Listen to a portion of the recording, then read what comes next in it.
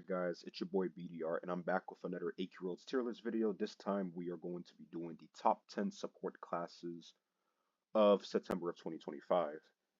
You know, last time I made one top 10 farming, this time is support, and we're saving soloing slash DPS for last. Now I do want to put out a few disclaimers. One, this is my opinion. If you disagree or agree about the rankings, comment section below. Explain why you believe that X class should be in X place. And also, what I'm taking in mind with these support classes is, ultras, challenge bosses, and, what they, how often you're going to see them in these types of situations, and basically what they provide to the party. So yeah, now we got that out of the way. Let's start with our honorable mentions first.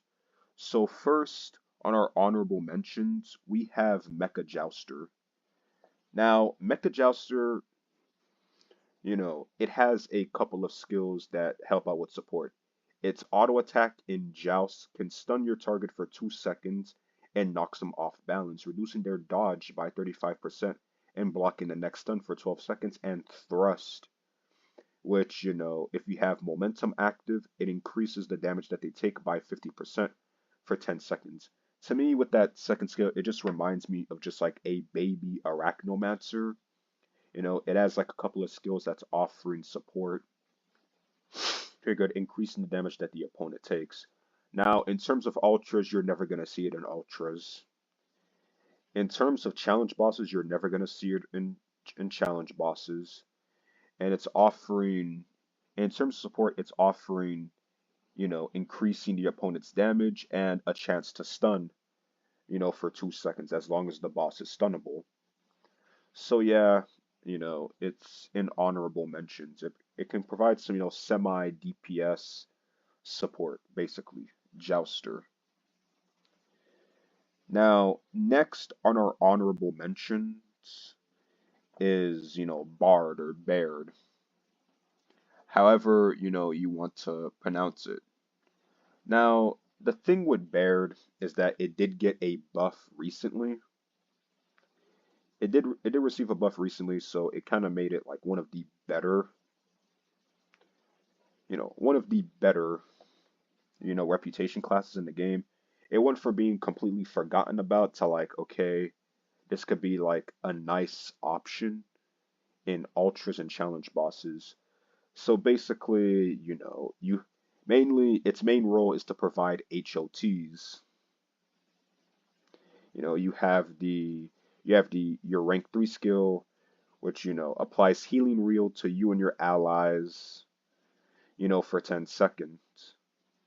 On top of that, its rank 2 skill can, apply crescendo, which gets stronger, a DOT that gets stronger with each tick, lasts 10 seconds and doesn't refresh.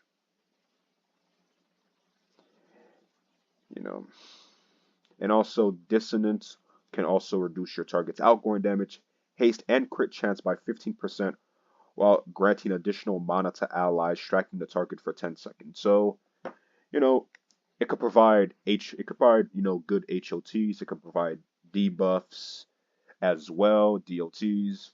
In terms of ultras, it's like you're not really gonna see it in ultras. In terms of challenge bosses, yeah, you're also not going to see them in challenge bosses either. And what it offers in support, HOTs, debuffs, DOT. I think the main reason why you're not really going to see Baird like that is that outside of better options, it's just like it's locked to like a member only. So it's kind of like a pay to win option right then and there, locked behind, membership. So that's, pretty much it. Now then, for our next, honorable mention, I have Legendary Hero. Now, a Legendary Hero, its main role is to provide, HOTs. That's its bread and butter. Better to, to provide the HOTs. And I've seen the HOTs on it. Pretty good HOTs, like 1 to like over 3k HOTs, which is pretty nice for ultras and challenge bosses. They want you, to stack legendary with, with your lead the charge. It could heal up to you and 6 allies. You know, Basically you get a stack of legendary, increasing the crit damage by 5%, stacking to 8, and lasting 15 seconds. You also have Stolen Thunder, which can, decrease crit chance, damage, and haste by 15% for 15 seconds. Also, all allies who strike them, gain extra mana. Then you have the Legacy Crater, which can convert all your legendary stacks into incredible amounts of healing, granting the big time HOTs. In terms of ultras, you're not going to see it in ultras. In terms of support, you're just not going to see it in ultras. In challenge bosses, once in a while, you're going to see it in challenge bosses, mainly due to its HOTs or whatnot. But that's like, sometimes you'll see it. Like it could be used in like the mecha, mainly around during like the mecha, Binky and Raxgor fight, the challenge fight. What it offers is, good HOTs. That's pretty much it for, for Legendary Hero. Now for our last honorable mention, let's see, is it here? Yes, it is Glaciarian Warlord, Savage Glaciarian Warlord. I've seen the whole, it versus Stonecrusher. Now I will say it's kind of like, why is it in honorable mentions? I think it's mainly because it's like you don't see it. You really don't see it around. Like once in a blue moon, you'll see one Glaciarian Warlord. Now the things about Glaciarian Warlord is like, the War Cry and the Frozen Heart, which can activate, abilities as well. You have Bitter Cold, which can like has a which can stun the enemy for 1 second. If Frozen Heart isn't active, it applies Frigid, reducing their crit chance by, you know, 20% for 10 seconds. If Frozen Heart is active, applies Cold Wave to your target, reducing their dodge by 20. You have Glacier Crush, which can reduce the haste and outgoing damage by 30%. Then you have War Cry, which can, apply a heal, increase crit chance and damage resistance by 25% and reduce mana cost by 50. Honestly, sounds for that, it sounds like pretty great support, but it's just like it just isn't used anywhere or recommended anywhere.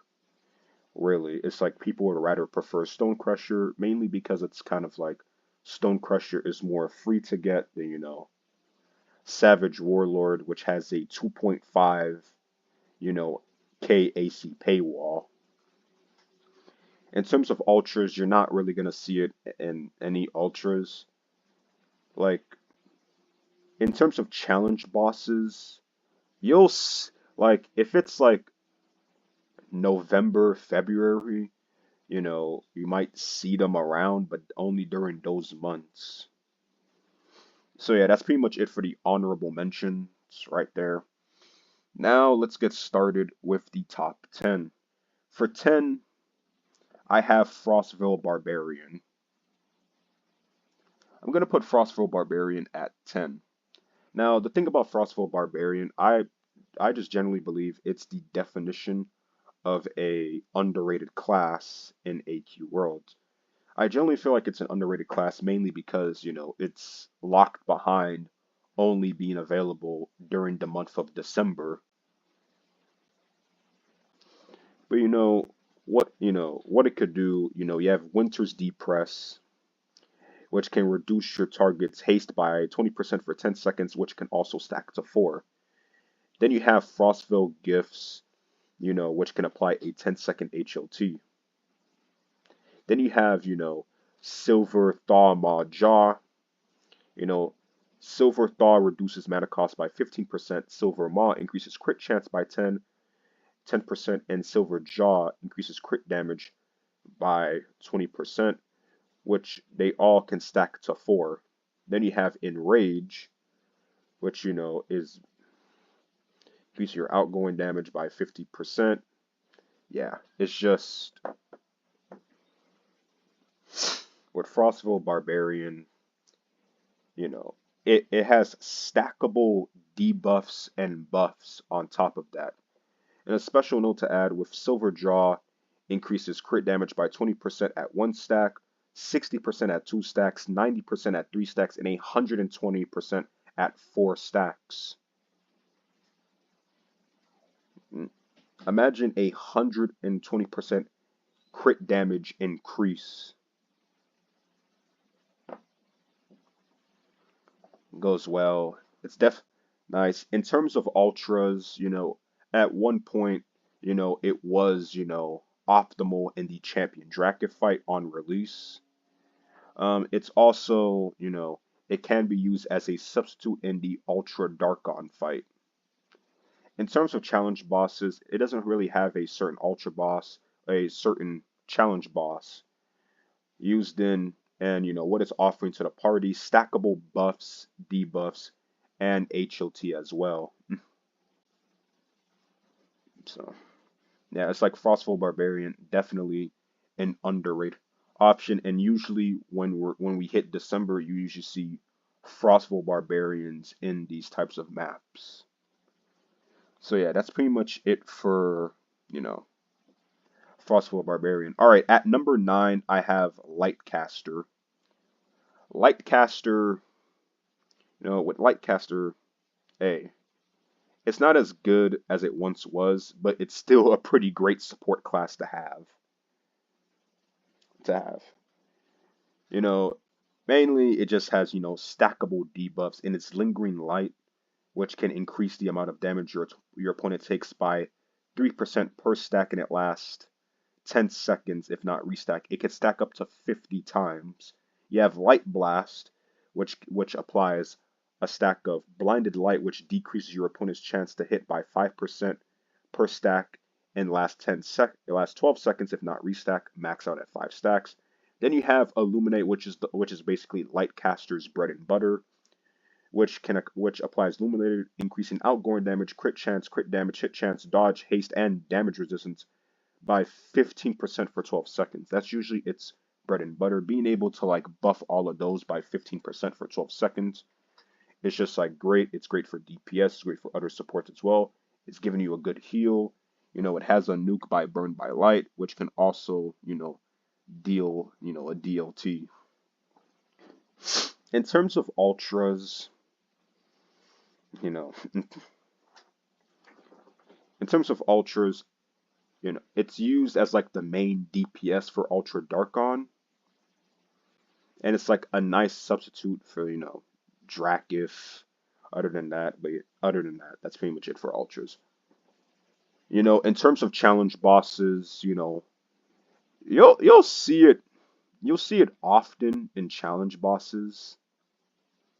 And what it's offering to the group, it's offering buffs and it's offering stackable debuffs. So yeah, and plus it's one of the best options to get if you do have like 1,000 ACs and you've already joined the Undead Legion. So yeah, that's pretty much it for Lightcaster.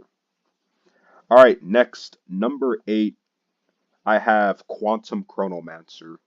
Now, this may be the part where people are going to be like, get their torches and pitchforks and be like, oh boy, BDR, Savage Rain, he doesn't know what he's talking about. Yeah, he has QCM at number 8. It's just like, here's the thing about, QCM, right? Quantum Chronomancer, whatnot, right? Quantum Chronomancer is still a pretty great support. It's a DLT supporter, Porter Chrono. It has Quantum Fracture, inflicting a DLT, as well as lose their defense and dodge by 30% for 10 seconds. You have Quantum Shift, the 20-player status skill, which can, increase crit chance and defense by 30%, as well as outgoing physical and magical damage by 10% for 10 seconds. You have Quantum Restructure, good. Decreases the opponent's dodge, and yeah. And also, quantum convergence is like a good nuke DLT as well. Pretty nice stuff. With quantum chronomancer, it could definitely speed up fights as well with its DLTs, and it can, melt the boss for the party. In terms of ultras, it's definitely, you know, it's not like optimal, it's more like a pay to win flex option. Flex, but like if you let the party know that you have it, they would recommend that you put it on instead of like the standard DPS at times. Especially when it comes to bosses like, Null, Ultra Null Gaff, Ultra Dage. If you have Dauntless for Ultra Dage, well, not, it could definitely like speed things up. In terms of like challenge bosses, same thing, pay to win flex option. If you put it on, people aren't gonna tell you to like take it off compared to like other support classes. And overall, what it's providing buffs, it's providing DLTs, buffs, debuffs, and DLTs enough to really like, increase the pace and time of fighting the boss. That's pretty much it for like number 8. Now then, number 7, I have Arachnomancer.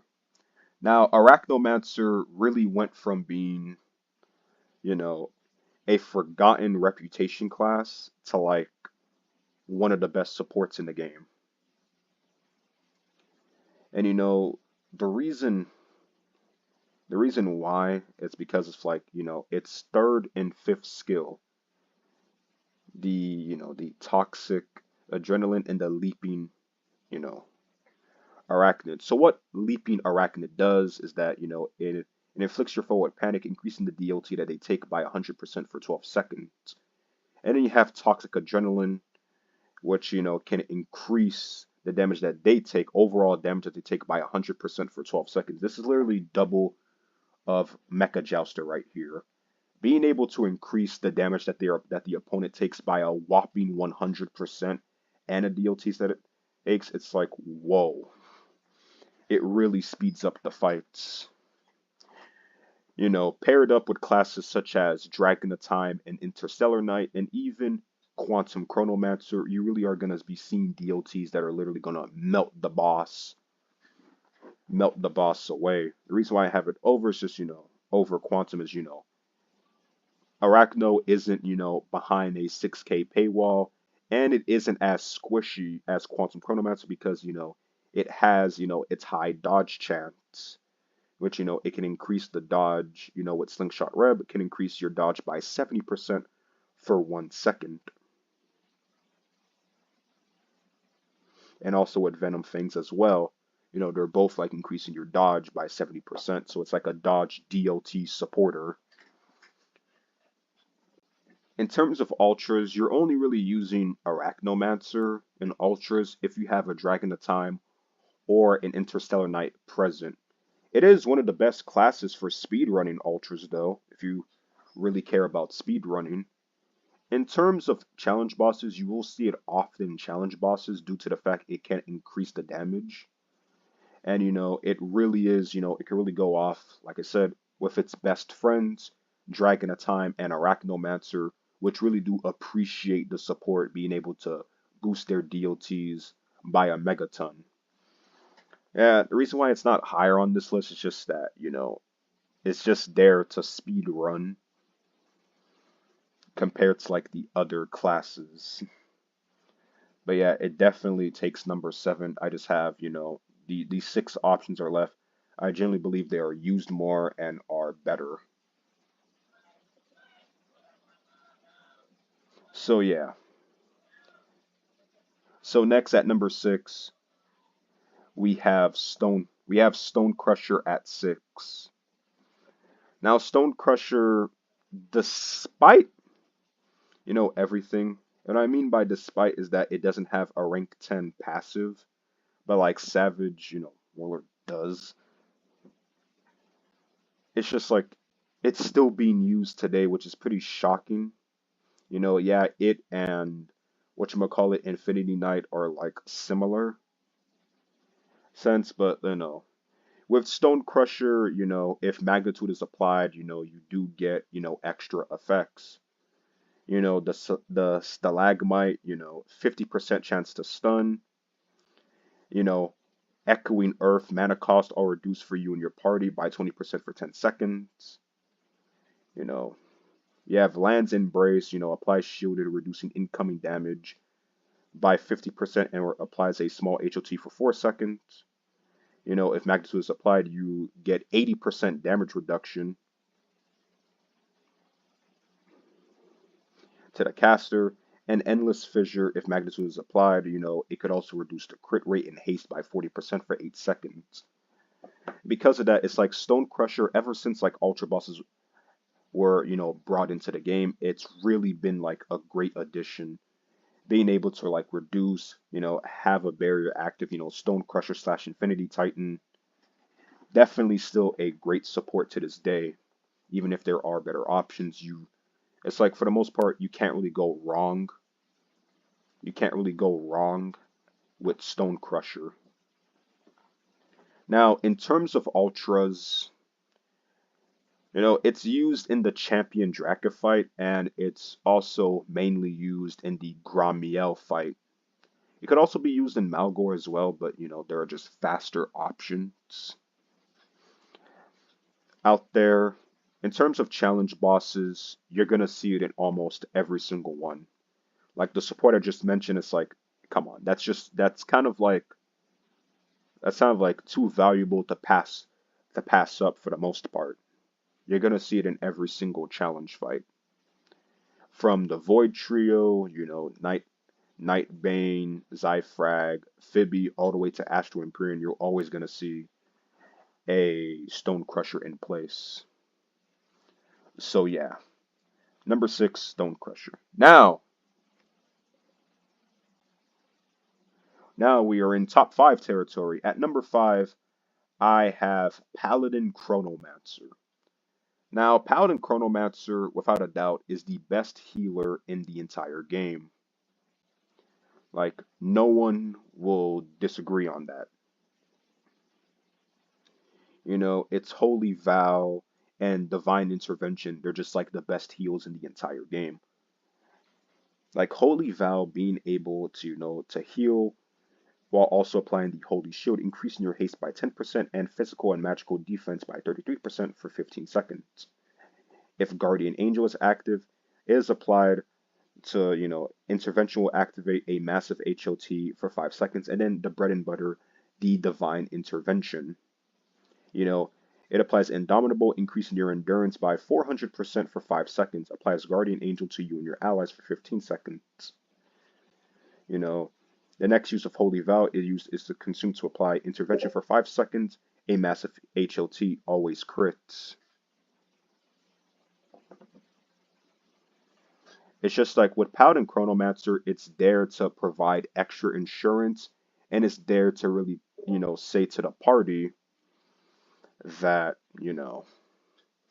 no one is going to die. That's what it is. Extra insurance. Extra insurance to make sure that no one dies. In terms of ultras, I mean, for the most part, it is competing with Arch Paladin, which, you've seen the ranking so far on this list. It is higher than Paladin Chronomancer due to the fact that, you know, Arch Paladin has, debuffs, damage, and it can attack multiple targets instead of Paladin Chronomancer, who can only attack one target. So yeah, it's for the most part it is competing with Arch Paladin, but in some cases like like Gramiel, it will be used over Arch Paladin over there, and sometimes Darkon. In terms of challenge fights, it's just there into being that pay to win flex option. If you show that you have it, people aren't gonna tell you to take it off because they know like, okay, we have a PCM here, you know, we're safe. We have that insurance. So overall, what it brings to the party is just like infinite healing. And even though it doesn't hit like the average chrono, it can still put out some pretty good damage. Just pair it up with Ravenous and you'll be just fine. So yeah, at number 5, I have Paladin Chronomancer. No, at number 5. Now then, number 4, I have Verus Doom Knight. Now, Verus Doom Knight, its main role is to break down the opponent. You know, reduce damage, reduce hit chance, all of that, weaken the opponent. That's literally the entire thing about, Verus Doom Knight. It's just weaken, weaken, weaken the opponent. Even starting all the way from its auto attack, you have Necrotic Blade, which can, reduce the target's outgoing damage by 15% for 20 seconds. You have Soul Fracture, which can reduce the target's, damage resistance by 50% and physical and magical resistance by 30% for 8 seconds. If Unleashed Doom is active, it applies Shattered Soul, which can reduce your opponent's physical and magical resistance by an additional. So that's already minus 60 physical and magical resistance. Then you have, Life Carve, to siphon for survivability. You have Doom Spikes, which, apply Spike, which can reduce your target's haste and dodge by 15% for 8 seconds, can't miss. If Unleashed Doom is active, you have Skewered, which can reduce your target's haste and dodge by an additional 15% while also sending them for 1 second. You're already looking at minus 30% dodge and haste. And Unleash Doom, which can, inflict them with decay. It's just, and also it can also empower your other skills. So what you usually do is just like, you'll just do like, 2, 3, 4, and thanks to the dooms all around, every single skill except your auto attack can grant you 1 stack of doom. Which you could just do the 2, 3, 4 combo, 2, 3, 4, and when you have 10, stacks of doom, you do 2, 3, 4, 5.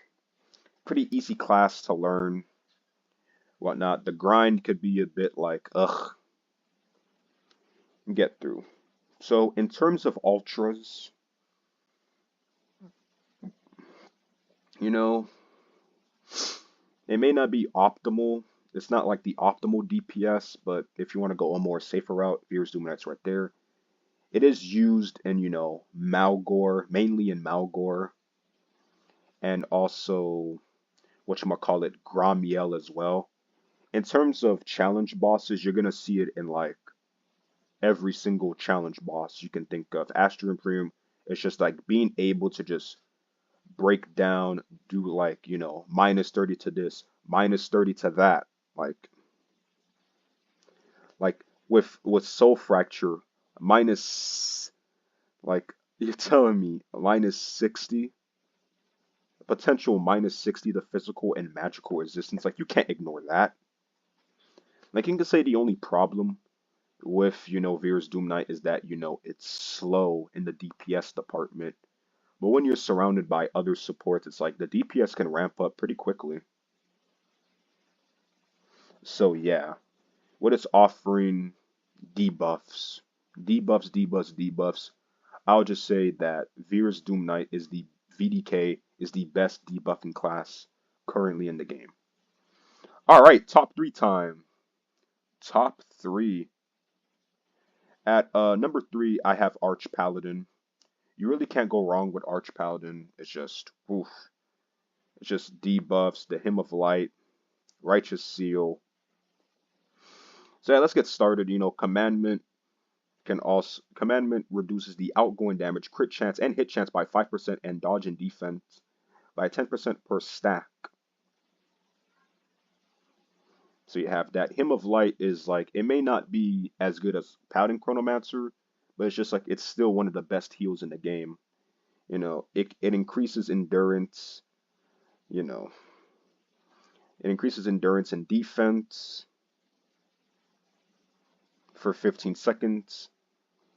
You have Righteous Seal, which can literally, 90% less damage for 7 seconds. You really can't ignore. You tell me 90% damage reduction? it's just, you can't ignore that for real. And then, you have the Sacred Magic Eden, which, can reduce your opponent's damage dealt by 15% for 25 seconds, stacks to 2. So, with Arch Paladin, it's given, stackable debuffs and all. In terms of ultras, it's used in like almost every single ultra. You know, when you hear the whole PCM and AP wars, AP wins majority of the time.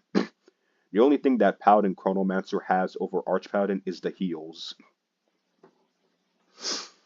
So in terms of ultras, it's used in every single ultra outside of like Darkon and Gramiel. Other than that, it's optimal for every other ultra in the game. Challenge bosses, you're gonna see it in every single challenge boss. The heals, the debuffs, you can't pass that up.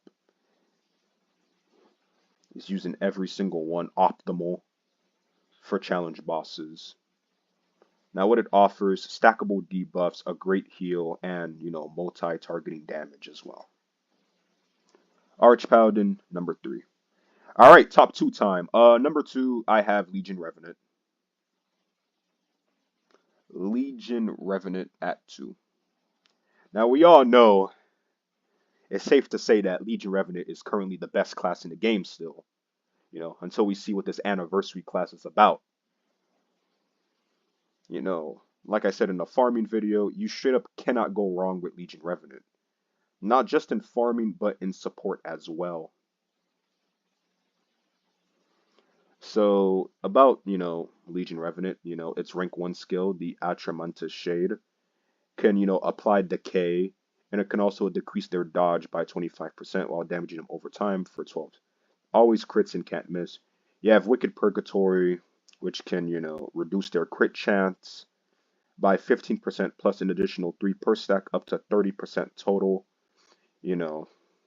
pretty much. Then it's bread and butter in its Depraved Empowerment. Like, Depraved Empowerment might actually be like a top, like, 3 skill in this game. Being able to increase dodge, crit chance, and outgoing damage by 30% for 12 seconds.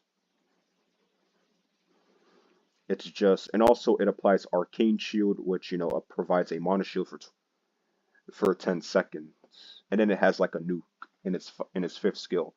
In terms of ultras, it's used in every single ultra that this game has to offer. Yeah, used in every single ultra, and it's used in every single challenge boss. It's like fights do not start unless Legion Revenant is active. And even then, it's like, a specialized role in the Zyfrag fight where, it has the Arcane Shield, which can, provides a mana shield protecting its mana from decreasing. So that's why you have Legion Revenant, taunt at Zyfrag.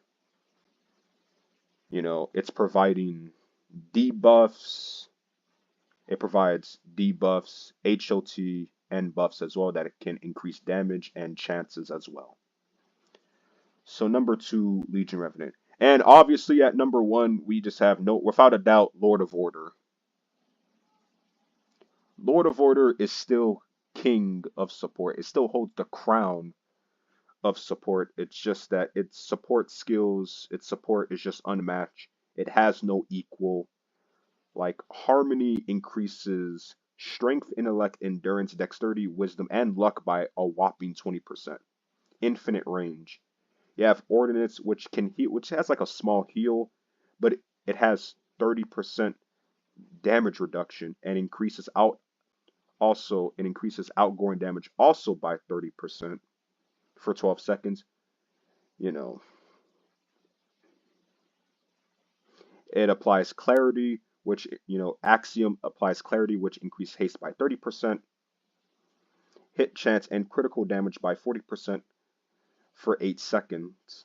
Then you have Blessing of Order, which can apply Quixotic for 4 seconds, reducing your target's physical and magical damage, outgoing damage by 105%. It's actually 105%. It's just like Lord of Order is used for every single piece of difficult content in this game. It's like it's optimal everywhere. Everywhere it's optimal. Outside of soloing, almost everywhere. It's like is it for a bit because, you know, its damage is just not it for soloing, but for any other piece of content, it's just like its support is just unmatched. It has no equal. Like no one is doing anything until a Lord of Order is present. So yeah, guys, that's pretty much been it. Also, I forgot to say, in terms of ultras, it's used in every single ultra in the game. It's a like it's number one, you know, in ultras. Challenge bosses, number one in challenge bosses. What it offers to the party, you know, buffs basically everything. You know, a heal and debuffs. Can you imagine that? Physical and magical damage by 105% with the fifth skill. It's like it's used everywhere. Every piece of difficult content, Malgor, Gramiel, Darkon, Lord of Order is needed everywhere. Alright guys, that's pretty much been it for the top 10, you know, support classes of September 2025. If you agree or disagree with this list, comment section right there. And yeah, hi guys.